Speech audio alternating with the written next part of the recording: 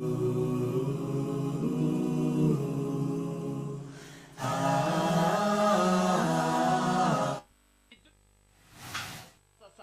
appelle Al-Qatilan. Al-Qatilul Awwal, le premier des meurtriers ou des assassins, n'est autre que la cigarette. Et le deuxième des assassins, eh bien c'est son confrère, ou son frère, ou son associé. Dis ce que tu veux. À partir du moment où tu as compris qu'ils sont sawa, au même niveau. Le deuxième assassin, c'est ce qu'on appelle la chicha, connu en langue française, en Europe, en France par le terme la chicha, tout simplement. Ayyuhal akhiyar, ces deux assassins, eh bien, ont détruit et ne cessent de détruire des millions et des millions et des millions de personnes.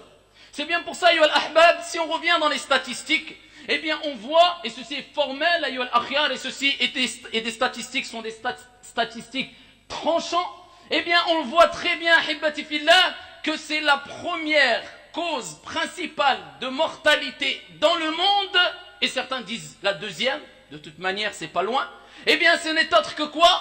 Le tabac. Donc, quand on dit le tabac, bien sûr, comme on va le voir, on parle de cigarettes et on parle de chicha. Donc ici, c'est les mêmes. D'accord? C'est les confrères, c'est des associés, c'est ce que tu veux. Mais c'est au même rang. Si ce n'est, peut-être même la chicha est pire. Toutes les 6 secondes, il y a un mort. Dû au tabac. Ça veut dire que là, dans 6 secondes, il y a un mort. Dû à quoi? Dû au tabac. Dans l'année, ayyuhal ahbab, chaque année, il y a environ 6 millions de morts dus au tabac. Les deux meurtriers.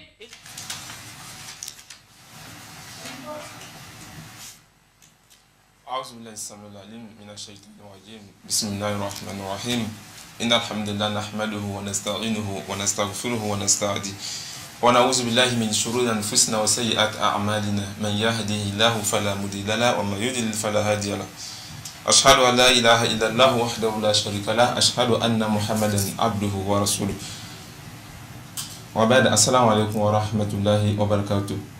Auditeurs, auditrices de la télévision Bonferré, chers téléspectateurs, amis jeunes, vous l'avez certainement compris, jeunesse et consommation de la chicha, c'est le sujet du jour de votre émission préférée Jeunesse Active, cette émission de l'Association des étudiants musulmans du Niger avec la collaboration du groupe de presse radio et télévision Bonferré. Je le disais tantôt, vous l'avez compris à travers l'élément qui vient de passer, la chicha.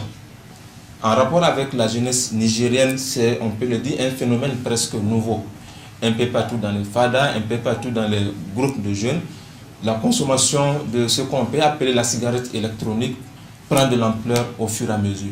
Nous avons décidé dans ce numéro de votre émission de nous intéresser à la question de la consommation de la chicha et ensemble on va se demander qu'y a-t-il en termes d'intérêt, en termes de danger dans cette consommation de la chicha pour que la jeunesse puisse s'adonner à cette pratique.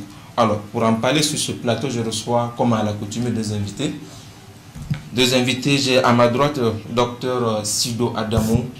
Il est universitaire, il est chercheur associé au département de lettres, arts et communication au niveau de l'université Abdou Moumouni de Niamey.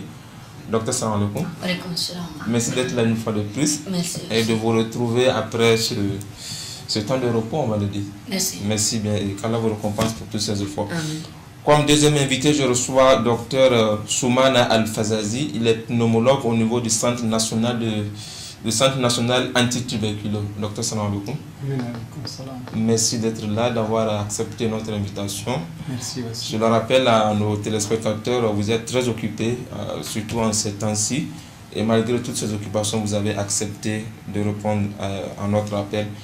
Et avec vous, comme je l'ai dit, nous allons passer en revue cette question qui nous préoccupe tant, ce phénomène presque nouveau qu'on constate un peu partout chez la jeunesse de façon générale. Alors, docteur Sido Adamou, je commence avec vous. Quand on vous demande, en termes de constat, consommation de la chicha chez les jeunes nigériens, quelle remarque faites-vous? Bien, merci beaucoup, M. Seydou. Jeunesse et consommation de la chicha, on pourrait dire effectivement que c'est un phénomène nouveau. Un phénomène, si on fait l'histoire, qui est apparu un peu au niveau des années 98-2000 dans nos sociétés. Dans le temps, c'était plus ou moins les étudiants qui partaient au Maghreb, qui ramenaient ça un peu dans leur valise. Petit à petit, la jeunesse s'en est accaparée. À la fin, on s'est retrouvé finalement dans une sorte de consommation de masse. Consommation de masse, couplée certainement à la cigarette et aux autres stupéfiants. Mais le constat qu'on fait aujourd'hui de l'utilisation, sinon j'allais dire de l'abus de la chicha, qui est appelé naturellement argila ou narguilé, qui est le mot scientifique, les gens aujourd'hui ont fait de ça pratiquement un fait banal. Fait banal pour des raisons, parce qu'aujourd'hui, il y a une commercialisation qui se fait à tous les niveaux et à tous les échelons. Vous avez déjà dit dans votre mot introductif que ça se fait au niveau des fadas, ça se fait dans les maisons, mais il y a aujourd'hui des centres privés qui se créent de plus en plus, dans lesquels les gens sont autorisés à aller consommer, à payer leur argent et à en profiter.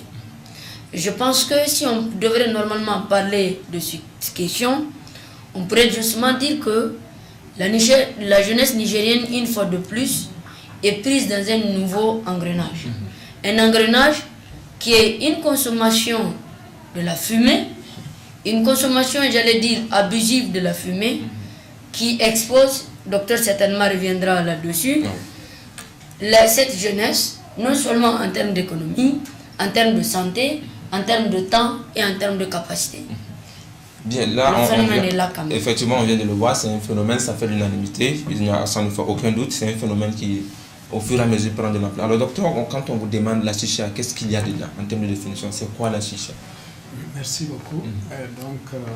Comme j'ai l'habitude de le dire sur notre plateau, la chicha, comme le docteur l'a dit, c'est un phénomène nouveau qui tend à se généraliser au niveau de la jeunesse.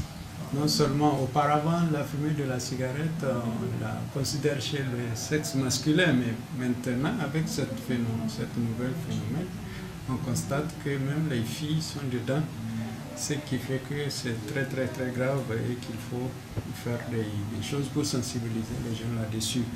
Donc la chicha, c'est quoi? C'est en quelque sorte, c'est une pipe à eau qui permet de fumer du tabac.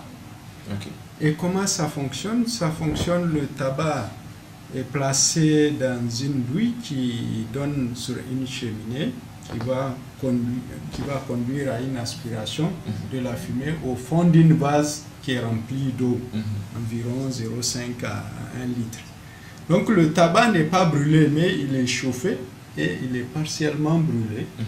Et cela est par adjonction dans la douille d'un charbon ardent, incandescent, et que la braise, à l'aide de la braise ardente, est séparée généralement, le tabac est séparé par un papier d'aluminium qu'on met, et cela va faire en sorte que la fumée va passer à travers ce cheminet-là, et un tuyau est placé, c'est que les utilisateurs se passent. Soit chacun, les jeunes sont autour d'une table. On voit un groupe de 10 personnes. Voilà, de 10 personnes, et le tuyau est passé de bouche en bouche, avec tous les risques que ça contient. Et les risques, on va en revenir certainement dessus. Et là, comment ça fonctionne, docteur? Quand vous parlez de l'eau chauffée, d'un tuyau, est-ce qu'on peut savoir concrètement comment ça fonctionne, ce tuyau-là? En quelque sorte, c'est quoi?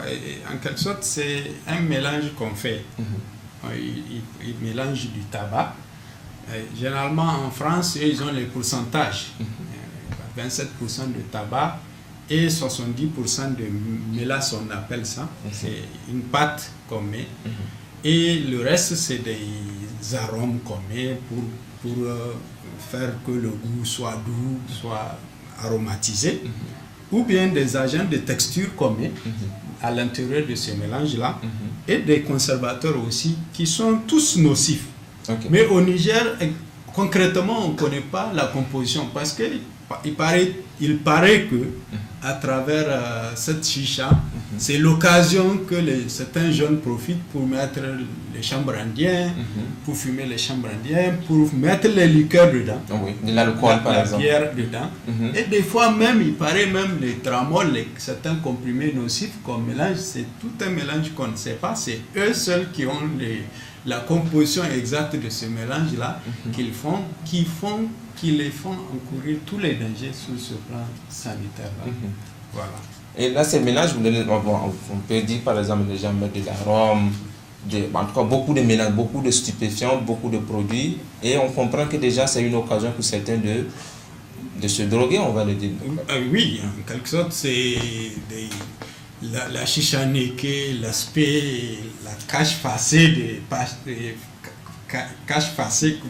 comment on a la face cachée. La face cachée, excusez-moi du terme, la face cachée de l'iceberg.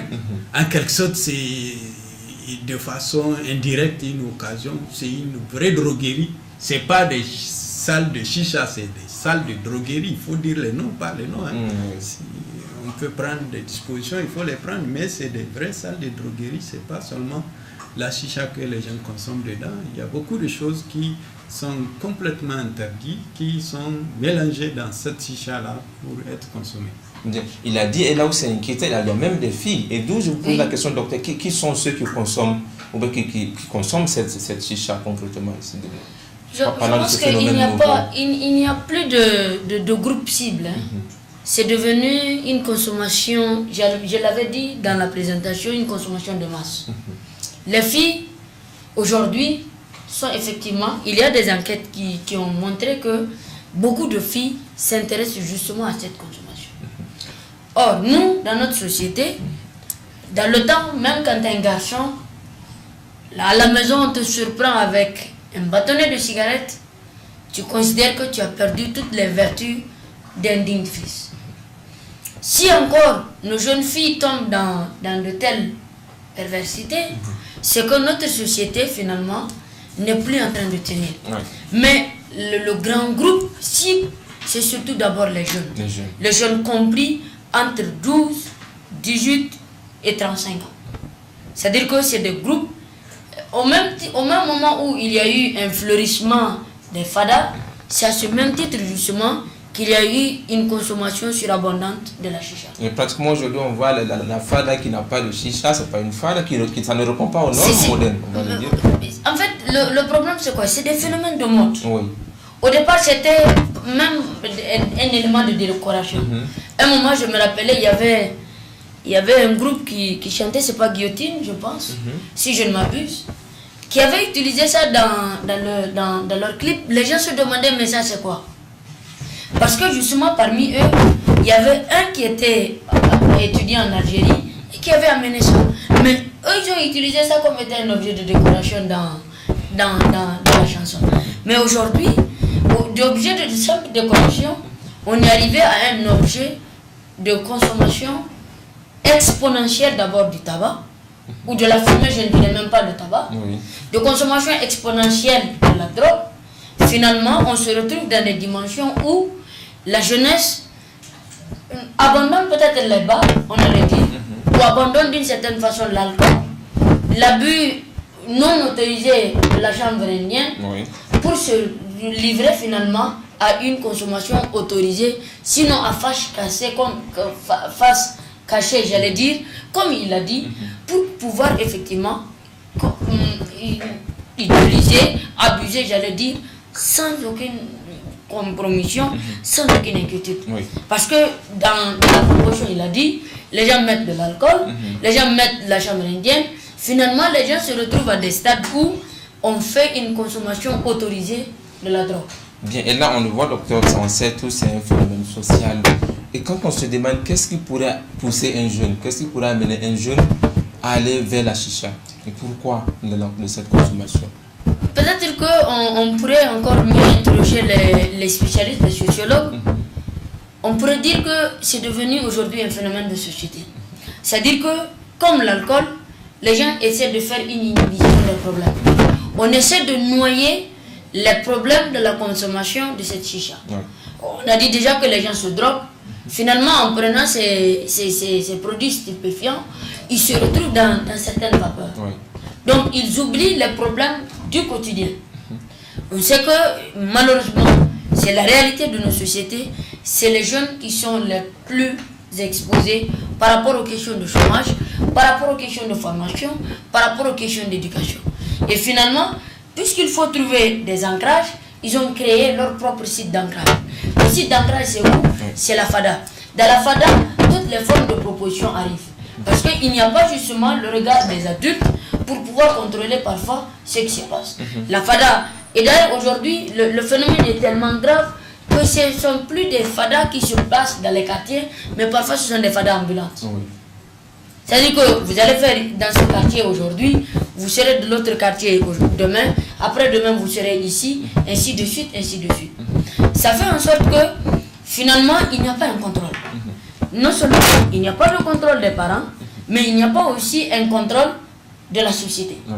Et puis s'il n'y a pas de contrôle de la société, les gens trouvent l'opportunité la plus belle pour pouvoir s'en sortir. Et finalement, puisqu'ils en abusent, oui, ils en exploitent, ils se retrouvent exposés à toutes les formes de santé, à toutes les formes de maladies. Bien, on va revenir par rapport au cas de maladie. Alors docteur, certainement vous avez eu, qui est pneumologue, vous avez eu à traiter des cas, quand les patients qui vous viennent, qui sont par exemple atteints de ces dangers, de tous les maux qui sont liés à cette consommation de la chicha, quand vous leur demandez le pourquoi, qu'est-ce qui peut amener un jeune, un adolescent, jusqu'à une fille à aller vers la consommation de la chicha? Parce que oui, il vous est une fois arrivé de leur poser cette question-là. Bon, et comme le docteur l'a dit, c'est vrai, c'est un phénomène de mode. Et selon l'OMS, les estimations, à peu près 100 millions de personnes fument la chicha dans le monde. Et au Niger, pour le moment, on n'a pas de chiffre exact qui nous dit qui sont les consommateurs de chicha, mais on sait que les cibles de la chicha, c'est les jeunes de 15 à 20 ans. Et c'est surtout là où c'est grave, avec le phénomène de mode, comme on a dit, et c'est les jeunes filles sont encore plus dedans. Ce qui fait que... Et qu'est-ce qui les attire dans cela? Il y a des fois, des gens qui disent que vraiment c'est la nouveauté. C'est la nouveauté, il faut faire avec. Et là, des fois, certains soutiennent que c'est la convivialité. Il faut être autour de quelque chose pour discuter, pour échanger, pour machin. Et il y a d'autres aussi, c'est le goût aromatisé qui les attire. Parce que la chicha, ils ont mis des substances dedans qui fait que ça peut attirer les jeunes à faire, à prendre ces trucs-là. Il y a aussi, il faut le dire, l'oisiveté des jeunes. Comme les jeunes n'ont pas d'emploi, les jeunes n'ont pas de travail, même s'ils ont la formation, ils n'ont pas d'emploi. Donc c'est pour eux une façon de passer le temps aussi. Voilà. On le voit bien. Alors ici, on a passé à revue tous ces aspects-là, consommation de la chicha, cela fait l'unanimité. On va revenir tout à l'heure par rapport aux dangers, aux risques qui sont liés à cette consommation de la chicha. Amis jeunes, chers téléspectateurs, vous qui nous prenez en marche, vous êtes à votre émission Jeunesse Active. Aujourd'hui, les questions de jeunesse et consommation de la chicha, vous l'avez certainement compris. Sur ce plateau, je suis avec Dr Sido Adamo et Dr Soumana Al-Fazazi, qui est pneumologue au niveau du Centre national anti-tuberculeux. Alors, docteur, pour en venir maintenant, je reste avec vous à la question proprement dite. Est-ce qu'on peut faire une différence entre la chicha et la cigarette? Parce que quelqu'un qui consomme, moi j'ai eu à échanger avec certains qui les prennent, surtout sur le campus. Il me répond, par exemple, vous nous dites de ne pas prendre la cigarette.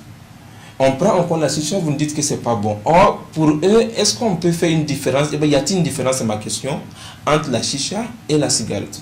Très bonne question. Mais ce qu'il faut chercher à savoir d'abord, je vais vous montrer toute la différence entre les deux. Et ils sont ensemble, mais la chicha est plus grave que la cigarette même. Et là, c'est le paradoxe que les gens ne pourront pas. Oui, les gens ne comprennent pas. En quelque sorte, c'est quoi? On a une perception qui est fortement répandue que fumer de la chicha est plus sain que de fumer le tabac. En tant que tel, la cigarette, ce qui explique beaucoup l'accroissement des adeptes ces derniers temps. Et ça, c'est dû à leur ignorance par rapport à cette nouvelle mode qui est là, qui est la chicha. Et qu'est-ce qui dit les études qui ont été faites? Il faut savoir qu'au même titre que la cigarette, la fumée de chicha libère à peu près 4000 substances organiques, chimiques qui sont reconnues toxiques ou irritants ou même cancérigènes. Est-ce que vous pouvez reprendre cette partie, docteur? Je dis bien, il faut comprendre que Oui. la chicha, la fumée de chicha, libère, au même titre que la cigarette, presque 4000 substances chimiques qui sont reconnues, soit toxiques, irritantes ou même cancérigènes. Ok. Ça, c'est connu. La fumée de chicha contient, en plus de ce que je viens de dire, Oui. des métaux qui proviennent non seulement du tabac lui-même qu'on met dans la chicha, du charbon même qu'on brûle, du revêtement du fourneau où on chauffe, on met les braises, de la colonne même du tuyau de la chicha là où il tire avec la colonne qui se partage là, Oui. et aussi de la feuille d'aluminium sur laquelle il sépare le tabac et les trucs. Ça, c'est reconnu aussi. C'est aussi reconnu que l'utilisation de la chicha, de la fumée de la chicha, expose à des quantités de fumée plus importantes que celles de la cigarette. Parce que vous voyez quoi? Je vais vous expliquer. Selon l'OMS, fumer une cigarette, c'est 5 à 6 bouffées. Ouais. Et ça dure 5 à 10 minutes. Alors que si on fume la chicha, c'est à peu près 50 bouffées que la personne fait. Et la séance va durer à peu près 50 à 60 minutes. 1 heure de temps. Ok. Ils font presque leur séance de chicha, presque 1 heure de temps, ou plus que ça. Il y a des gens qui passent toute la journée. Il y a des gens tellement ils sont saoulés, ils ne savent même pas que le soleil est venu. Oui. Ils commencent le matin, ils sont dans le soleil, ils ne savent même pas que le soleil est venu. Tellement ils sont sous, ils sont là, ils regardent les gens, ils ne partent pas à l'école. Il y a des enfants, des jeunes élèves qui... Et dès que la chicha commence, il n'y a plus d'école. C'est la chicha ou rien. Donc vous voyez, il y a aussi, c'est quoi? Le fait que c'est aromatisé, le fait que c'est doux. Les gens fument en profondeur. Oui. Et le fait de tirer la fumée en profondeur fait en sorte que les particules dangereuses qui sont dedans, ils passent dans les alvéoles pulmonaires et créent les maladies respiratoires qui sont énormes, je vous assure.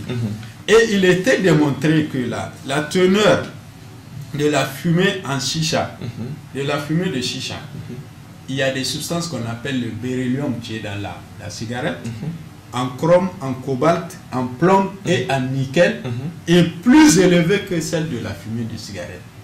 Je ne les fais pas peur, c'est la vérité, c'est des études scientifiques qui l'ont montré. Justement. Il y a l'Office français du tabagisme qui a déclaré que la fumée de chicha contient autant de monoxyde de carbone que à peu près 15 à 52 cigarettes. Autant de goudron que 27 à 102 cigarettes. Ok. Vous voyez que la chicha est toxique. Très toxique. Plus toxique que la cigarette. Oui.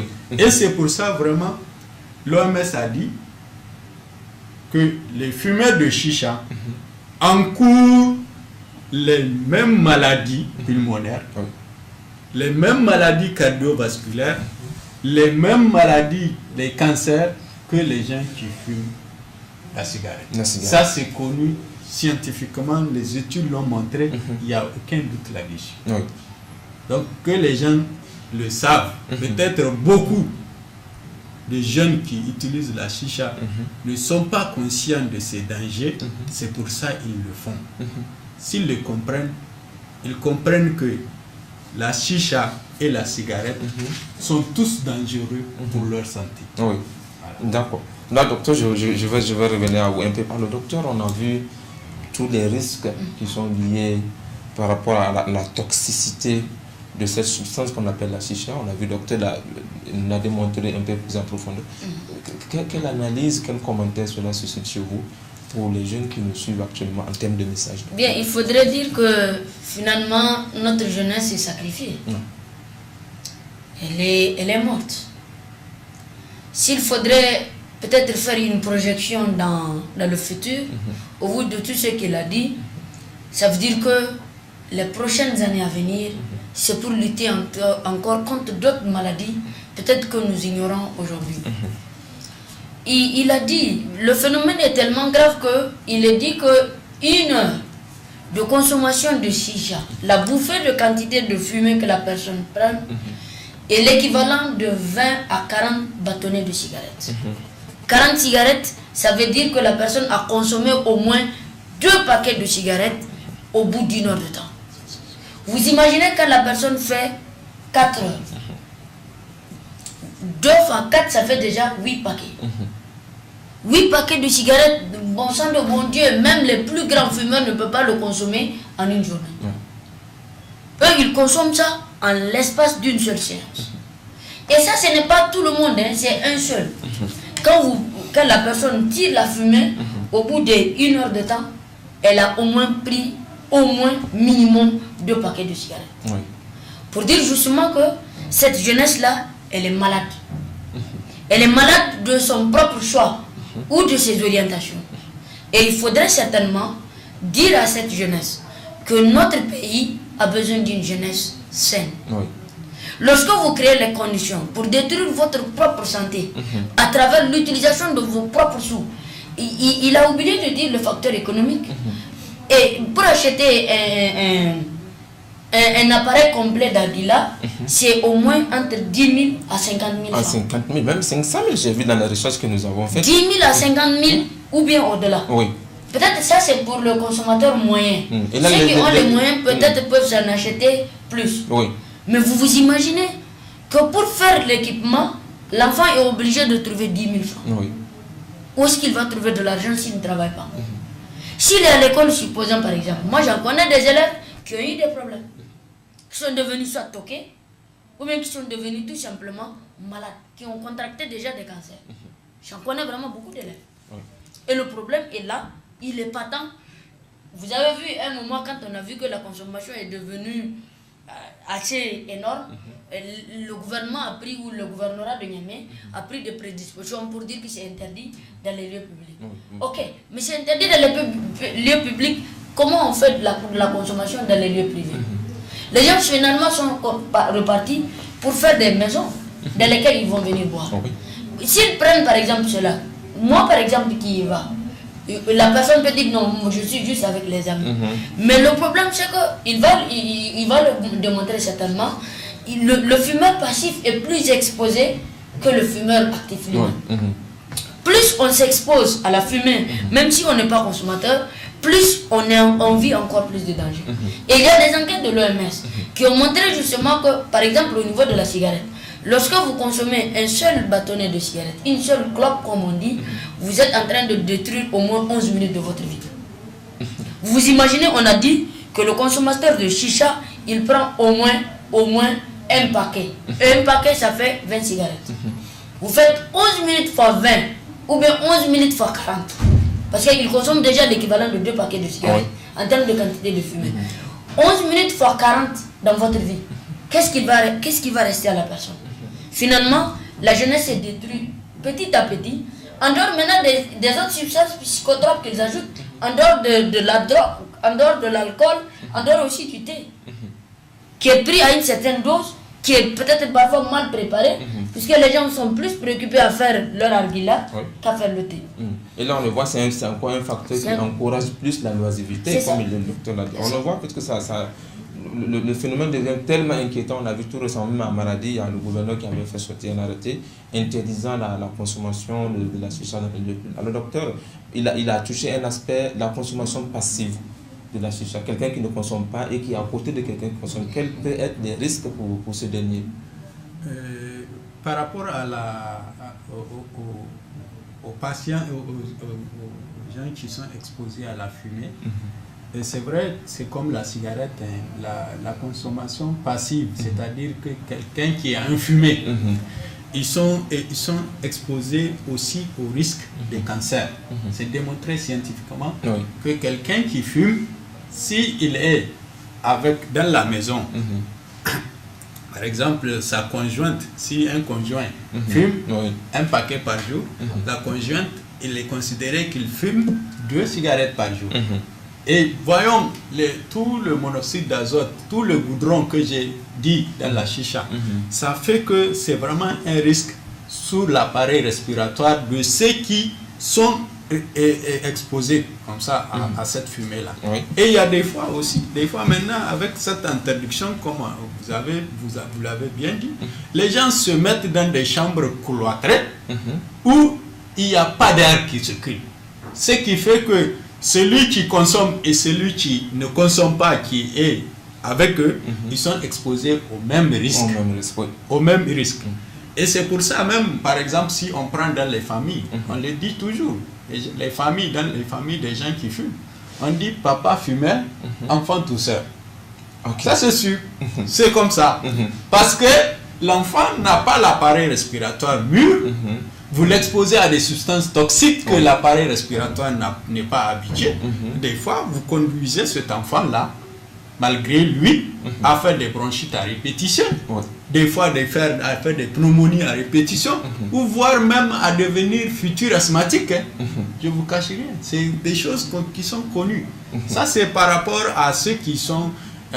et du moment que c'est dans un endroit clos, les gens fument ou les gens s'enfument dans cet endroit clos, il y a aussi certaines maladies respiratoires qui sont là, contagieuses, comme la tuberculose, qui peut circuler dans la salle et qui va faire en sorte que les gens vont faire cette tuberculose. Tous ces gens qui sont là, en dehors même du fait de chicha qui se passe à travers la bouche, le fait de tousser dans la salle fait que la personne expose le germe dans la salle et tout le monde qui l'inhale, il va développer une tuberculose aussi. Bien, docteur. Je rappelle que vous êtes pneumologue au niveau du Centre national anti-tuberculose. Alors, si la régie est prête, il y a un élément que nous avons réalisé, une sorte d'enquête qui montre en quelque sorte qu'il y a interviewé certains spécialistes du domaine de la chicha. On va passer en revue, nous allons voir cet élément. Si la régie est prête, on va le voir. Ça expose un peu les dangers qui sont toujours liés les risques qui sont liés à la consommation de la chicha et aussi une sorte d'enquête. Les vendeurs, il ne faut pas aussi l'oublier, c'est devenu un fonds de commerce. On va revenir là-dessus. Un fonds de commerce, les gens se retrouvent là-dedans. Des commandes qui viennent un peu de partout, de Dubaï, etc. Alors, si la régie est là, on va faire passer l'élément. Récentes études ont révélé que la pipe à eau serait même plus nocive que la cigarette.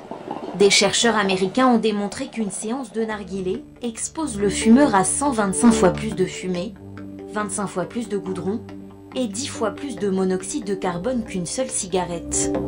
Une séance de narguilé, où l'inhalation est plus longue et plus profonde, reviendrait à fumer l'équivalent d'un paquet de tabac. Exactement la même chose que les composants de la fumée de cigarette, c'est-à-dire qu'on trouve des composés irritants, des composés cancérigènes. On va risquer des problèmes cardiovasculaires. En général, ce qu'on voit en pratique, c'est que les personnes qui utilisent la chicha, qui viennent, sont rares quand même en consultation, eh bien, on va leur trouver des taux de monoxyde de carbone expiré très élevés. Même des décès, si on met des alcools par exemple dans les vases, si on met des drogues, des patchs, je sais pas quoi, il ne faut pas mélanger. C'est toxique. Je dirais même que c'est plus toxique parce que le narguilé, c'est plus facile à consommer. On peut aspirer plus profondément puisque le système passe par une tuyauterie qui passe dans l'eau et l'eau refroidit la vapeur de sorte que celui qui fume, il ne sent aucune chaleur et peut donc aspirer profondément et donc il est capable d'avoir une des grosses bouffées alors que ces bouffées sont très toxiques. Le cancer, vous pouvez avoir ce qu'on appelle les bronchopneumopathie chronique obstructive, c'est une forme d'handicap respiratoire qui s'installe progressivement au point où à un moment vous ne pouvez plus rien faire parce que vous manquez de souffle. Et puis vous pourrez avoir toutes sortes de cancers de risque liés au niveau spermatozoïde, même aller jusqu'à l'impuissance sexuelle. Donc il y a bien des risques. Et puis sans oublier les pathologies cardiovasculaires, les infarctus du myocarde, quelqu'un qui peut mourir subitement, ce qu'on appelle la mort subite. Vous avez aussi l'hypertension. De récentes études ont révélé que la pipe à eau serait même plus nocive que la cigarette. Des chercheurs américains ont démontré qu'une séance de narguilé expose le fumeur à 125 fois plus de fumée, 25 fois plus de goudron et 10 fois plus de monoxyde de carbone qu'une seule cigarette. Une séance de narguilé, où l'inhalation est plus longue et plus profonde, reviendrait à fumer l'équivalent d'un paquet de tabac. Exactement la même chose que les composants de la fumée de cigarette, c'est-à-dire qu'on trouve des composés irritants, des composés cancérigènes. On va risquer des problèmes cardiovasculaires.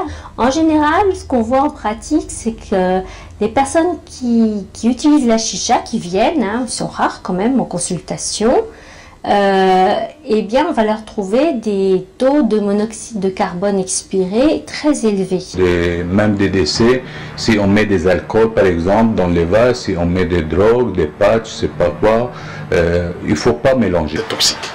Je dirais même que c'est plus toxique parce que le narguilé, c'est plus facile à consommer. On peut aspirer plus profondément puisque le système passe par une tuyauterie qui passe dans l'eau et l'eau refroidit la vapeur, de sorte que celui qui fume, il ne sent aucune chaleur et peut donc aspirer profondément et donc il est capable d'avoir une des grosses bouffées alors que ces bouffées sont très toxiques. Bien, retour sur ce plateau. Alors nous avons vu dans cet élément, dans la continuité de ce que nous sommes en train de dire, les risques et les dangers qui sont liés à la consommation de la chicha. Alors docteur, je reviens à vous. Vous avez vu cet élément.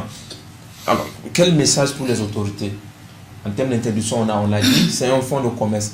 Alors la question de la cigarette, on dit on lutte contre la cigarette, on permet la commercialisation. Yeah. Je pense que là, c'est passé également pareil pour la question de la chicha. Oui. Et là, quel message pour les autorités en termes de sensibilisation? Qu'est-ce que les autorités peuvent faire Il faut dire que il n'y a jamais eu de pays qui s'est construit ex nihilo. La construction de nos pays passe obligatoirement par la préservation de la jeunesse et de sa santé. Lorsque on autorise des gens à commander des quantités, à les amener, même si on peut supposer qu'ils ont fraudé, on pouvait quand même sévir. Mais lorsqu'on autorise la commercialisation, mais bon sang de bon Dieu, comment on peut vouloir dire aux gens que c'est interdit la consommation? Il faudrait d'abord qu'il y ait une adéquation. Quelles sont les mesures qu'il faut prendre? Au moins pour préserver peut-être certaines tranches d'âge. Parce que les jeunes de 12, 13 ans exposés à ces genres de situations auront certainement, comme nous l'avions vu, des expériences de vie réduites. De toutes les façons, dans nos pays, il est là pour le confirmer, nos espérances de vie sont allées à quel niveau? Pour pouvoir encore participer à détruire ces espérances de vie. C'est dire en fait que si nos autorités ne prennent pas les prédispositions, d'abord pour interdire la commande d'abord, ensuite pour réguler la consommation, on se serait retrouvé dans une situation où on va encore beaucoup plus investir dans la santé des gens que dans leur formation. Or quand la jeunesse est malade, quand les populations sont malades, il n'y aura pas de productivité. Or le pays, la richesse, l'économie, le développement se fondent sur ces éléments. La jeunesse, on ne cessera pas de le dire, c'est le plus grand capital de la vie. C'est le plus grand capital aussi des sociétés. Lorsque cette dernière est exposée, lorsqu'elle est malade, on n'y a plus de possibilité de parler de prospérité. Déjà, l'histoire est en train de nous classer à des échelons inférieurs de toutes les formes de classement. Justement. Et si on se retrouve avec des jeunes encore inconscients, non formés, malades, on va se retrouver éternellement à trouver des adultes qui vont participer de tout temps à faire nourrir la jeunesse. Bien, docteur, j'espère que le message est compris. Alors, docteur, le temps malheureusement tire à sa fin. Alors, dernière question avant votre mot de la fin.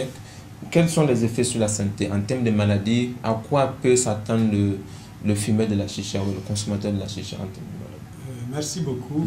En matière de conséquences sanitaires sur le consommateur, il est démontré que la chicha expose à des risques de cancer du poumon.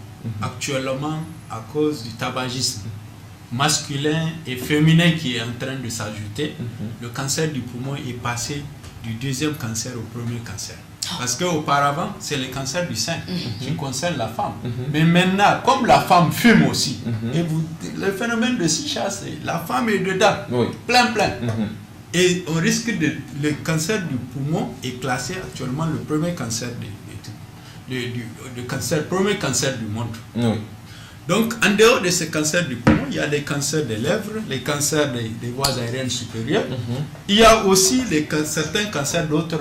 Il y a plusieurs, à peu près 200 maladies qu'on a répertoriées que le tabac peut entraîner. Et Et également, le chicha, je vous ai dit que le chicha est plus toxique même que le tabac, même s'ils sont les mêmes. Maintenant, en dehors de ces cancers, il y a aussi les maladies cardiovasculaires auxquelles le chicha expose. Par exemple, l'hypertension artérielle, les cardiopathies. Il y a aussi, en dehors de ça, le fait que de se passer le tuyau fait en sorte que les gens sont à risque de maladies transmissibles, telles que la tuberculose. Moi, j'en ai vu des cas pleins. Il y a, sous l'émission, il y a ceux qui me reconnaissent que je suis en train de suivre, qui ont fait la tuberculose à cause du chicha qu'ils ont utilisé. Ils me connaissent bien. Je les suis actuellement au Centre national anti-tuberculeux. En dehors de ça, il y a l'hépatite B. Il y a d'autres maladies aussi qui sont là, et il y a d'autres maladies qui touchent sur l'organisme. Ça, j'ai juste réduit à l'appareil respiratoire. Mais il y a d'autres maladies au niveau d'autres organes qui sont aussi touchés par rapport à la chicha. Je vous ai dit que la chicha n'est pas seulement dangereux pour son consommateur, il est aussi pour les gens qui en fument. Je vous ai parlé de, par exemple, si un enfant, un papa fume, l'enfant est tout seul. Il est exposé à toutes les maladies respiratoires, bronchites et autres. Comme le docteur l'a dit, c'est un phénomène nouveau. Les gens connaissent rarement, ceux qui consomment, qui connaissent les dangers. À travers cette émission, je pense qu'ils ont comprendre et cesser de se nuire, parce que c'est comme on a dit, nous sommes presque en majorité musulmans. Si tu te nuis et que c'est comme si tu es en train de l'auto-suicide.